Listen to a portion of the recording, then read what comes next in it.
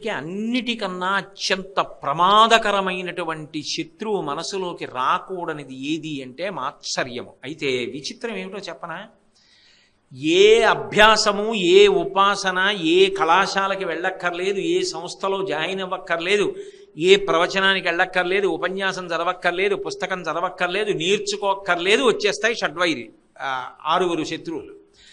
ఏమండి నాకు బాగా కోరికలు పుట్టాలంటే ఏం చేయాలండి? వ్రతం ఉంటుందా అని అడగక్కర్లా, అవే వస్తాయి. ఏమండి నాకు కోపం ఎలా వస్తుందండి అని అడగక్కర్లా, అదే వస్తుంది. నాకు లోభం ఎలా వస్తుందని అడగక్కర్లేదు. చిన్న పిల్ల ఓ చిన్న బిస్కెట్ల ప్యాకెట్ ఇచ్చారనుకోండి, 3 తిని మంచం కింద దాచేసి, ఇందాక బిస్కెట్ల ప్యాకెట్ ఇచ్చాను కదమ్మా, ఇంటికి ఎవరో వచ్చారా, అన్నయ్యకో 2 పెట్టు అన్నారనుకోండి, తినేశానుగా లేవు అంటుంది. కామ, క్రోధ, లోభ, మద, మోహ. మోహం అంటే అజ్ఞానం. అజ్ఞానం అంటే ఇలాగే ఉండిపోతాను నేను అనుకోవడం, ఎవరికి ఏం తెలుస్తుంది లేదు అనుకోవడం. కానీ అజ్ఞానమును తొలగించగలిగినది ఏది అంటే ధార్మికమైనటువంటి విషయములను తెలుసుకోవడం. అజ్ఞానంతో ఉన్నవాడు ఏమనుకుంటాడు, నేను ఇలాగే ఉండిపోతాను, పక్కింట్లో దొంగలు పడ్డారు, నీ ఇంటికి 2 తాళాలు వేసావు, పక్కింట్లో ఎవరో వెళ్ళిపోయాడంటే చనిపోయాడు. ఇక్కడ కూడా మరి ఎప్పుడో అప్పుడు 20 ఏళ్ల తర్వాత ఏదో సరే కాళహస్తీశ్వర శతకంలో ధూర్జటి చెప్పినట్టు ఏదో ఎప్పుడో అప్పుడు శరీరం పతనం అవుతుంది కదా. అవుతున్నప్పుడు మరి అజ్ఞానంతో ఉండిపోతాననుకుని అంతా కూడా తీస్తే ఆ ఊపిరి గుటుక్కుమన్నాడు, ఏమైపోతావు? రక్షించేది ధర్మం, ధర్మో రక్షతి రక్షితః. త్రేతాయుగంలో ధర్మాచరణం చేసిన రామమూర్తి కథ కలియుగంలో కూడా తల్లిదండ్రులు బిడ్డడికి అన్నం పెడుతూ అదే చెప్తున్నారు, రే రాముడంత ధర్మాత్ముడివి కా అంటున్నారు. ధర్మము శాశ్వతత్వాన్ని ఇస్తోంది, ధర్మము అజ్ఞానాన్ని తీసేస్తుంది. అందుకే ఆచారం సదాచారం, దురాచారం ఏది ధర్మమో దాన్ని విడిచిపెట్టడమే దురాచారం. ధర్మము ఎప్పుడూ తనతో పాటు 10 మంది శాంతియుతంగా ఉండేటట్టుగా మాట్లాడుతుంది. ఆ ధర్మాన్ని పట్టుకున్న నాడు నువ్వేమవుతావు? నీ అజ్ఞానము తొలగిపోతుంది. ధర్మచట్రములో ఇమిడినవి చేస్తాను అనుకో, ధర్మచట్రంలో ఇమడలేదు నేను చేయను, అదొక్కటే పరీక్ష పెట్టుకో జీవితంలో చాలు. ఓ కోరిక పుట్టింది, పుట్టని, దానికి అలవాటు అలా ఎప్పటి నుంచో పుడుతున్నాయి, కానీ ఇవాళ నుంచి ఓ నియమం పెట్టుకున్నా, మంచిదే. ఏమంటావు? పక్కింట్లో చిన్నపిల్ల ఒక్కతే ఉంది, తెలియక వడ్డాణం తీసి పక్కన పెట్టింది, ఏమంటావు? నీ మనవరాలకి వడ్డాణం లేదు, తెచ్చేయమంటావా? ధర్మచట్రంలో ఇముడుతుందా? ఇమడదు. నువ్వు అరిచి గీ పెట్టిన తేనం. వడ్డాణం మనవరాలు ఎట్టుకుంటుంది, నా బతుకు ఏమైపోతుంది, రేపొద్దున నన్ను జీవుడు ఏమైపోతాడు, నోరు మూయి, నేను రాను. ఇదే భగవాన్ రమణులు అంటారు, కొన్ని కోట్ల జన్మలుగా మనసు చెప్పిన మాట వినడం నువ్వు అలవాటు చేసుకున్నావు. సాధనలో ఏదో ఒకనాడు మనసు చెప్తున్న సలహాలని ఎందుకు ఇలా చెప్తావని నిలదీసి అడగడం నువ్వు అలవాటు చేసుకో. అదే సాధన, అది ఉపాసన. కాబట్టి ఇప్పుడు ధర్మచట్రంలో ఇమడలేదు, నేను చేయను. ధర్మచట్రంలో ఇముడుతుంది, చేస్తాను.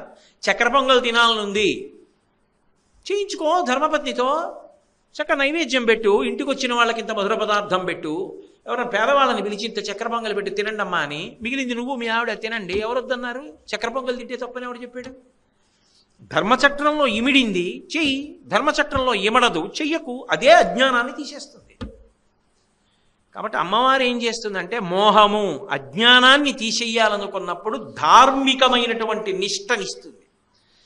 ఎందుకో ఎక్కడో ఏదో వింటాడు, అంతే మార్పు వస్తుంది. ధర్మచట్రంలో ఇమడనిది నేను చేయనంటాడు, అంతే. అదే అజ్ఞాన దాహకత్వం. ఆ ధర్మమే వాడిని చిట్ట చివరికి శాశ్వతుణ్ణి చేసి కట్లన్నీ విప్పేస్తుంది. ఒకటేనండి, అజ్ఞానముతోనూ చేస్తారు, ధర్మాన్ని పట్టుకున్నప్పుడు చేస్తారు. రెండింటికి తేడా ఏమిటో తెలుసా? ఒకటి కట్టేస్తుంది, ఒకటి ఇప్పేస్తుంది.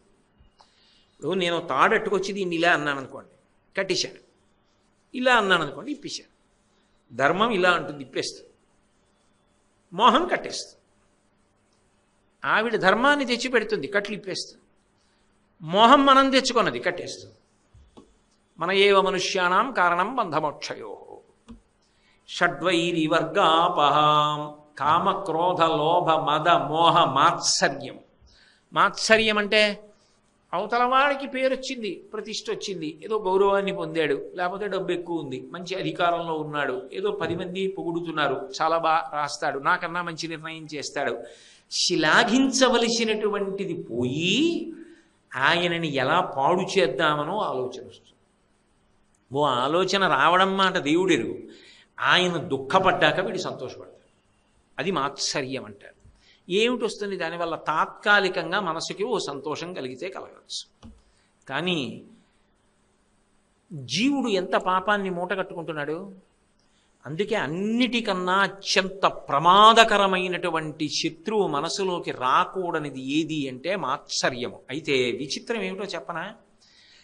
ఏ అభ్యాసము, ఏ ఉపాసన, ఏ కళాశాలకి వెళ్ళక్కర్లేదు, ఏ సంస్థలో జాయిన్ అవ్వక్కర్లేదు, ఏ ప్రవచనానికి వెళ్ళక్కర్లేదు, ఉపన్యాసం చదవక్కర్లేదు, పుస్తకం చదవక్కర్లేదు, నేర్చుకోక్కర్లేదు, వచ్చేస్తాయి షడ్వైరి 6 శత్రువులు.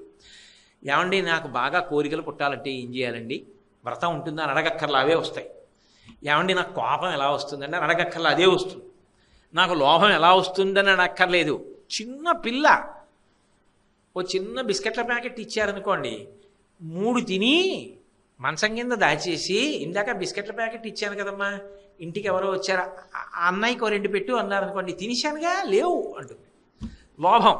దానికి ఏం ఎవరో తాతగారు ఎవరో కూర్చోబెట్టి, అమ్మా నువ్వు బిస్కెట్లు తినేసి ఇంకా ఉన్నా కూడా లేవని చెప్పవలెనో అని పాఠాలు చెప్పరు, వచ్చేస్తుంది. మాత్సర్యము వచ్చేస్తుంది. విరగడానికి ఉపాసన చేయాలి. అమ్మవారి అనుగ్రహం కలిగితే ఇది పోతుంది.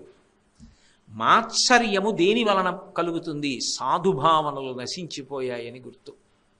నీ యందు సౌజన్యం పోయింది. అసలు నువ్వు తప్ప ఇంకొకడు నీకన్నా గొప్పగా ఉంటాడన్నది అంగీకరించలేని స్థితికి వెళ్ళిపోయావు.